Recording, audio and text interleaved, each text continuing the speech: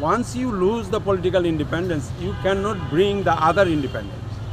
What is the other independence? যে একটা মানুষ বাঁচতে গেলে তার জীবনে কি দরকার, তার অন্ন, বস্ত্র, বাসস্থান, শিক্ষা এবং তার সার্বিক নিরাপত্তা।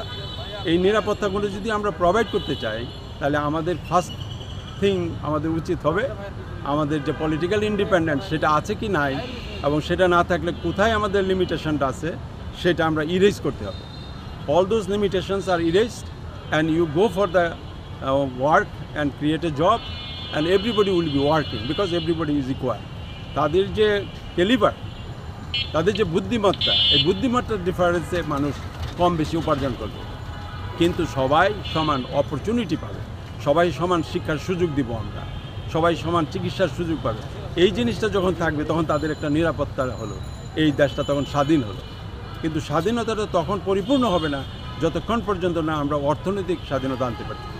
এই আমরা পলিটিক্যাল ইন্ডিপেন্ডেন্স আনলাম, কিন্তু আমরা অর্থনৈতিক ইন্ডিপেন্ডেন্স আনতে পারলাম না। এইটা একটা স্ট্রাগল।